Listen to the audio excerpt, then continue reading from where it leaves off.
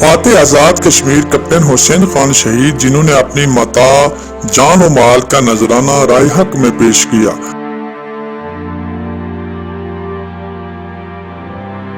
موجودہ ریاست آزاد کشمیر کو مہاراجہ ہری سنگھ اور ڈوگرا سامراج سے آزاد کروایا اور فاتح کشمیر کہلائے۔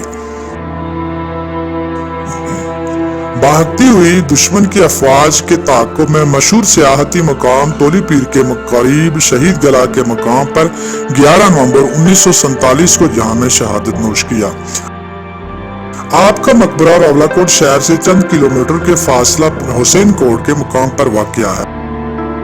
ہر سال 11 نومبر کو کیپٹن حسین شہید کے مزار پر آپ کی برسی عقیدت و احترام اور ریاست کے بقیہ حصہ کی آزادی کے حصول کے لیے منائی جاتی ہے۔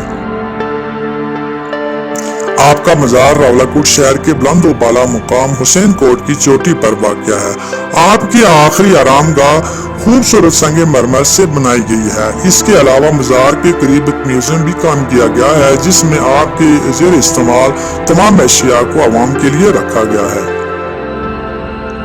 اس میوزیم میں کیپٹن حسین خان شہید کے حالات زندگی، برٹش آرمی کی قدیم تصاویر، تحریک آزادی کشمیر کی نامور شخصیات کی تصاویر بھی آویزاں ہیں۔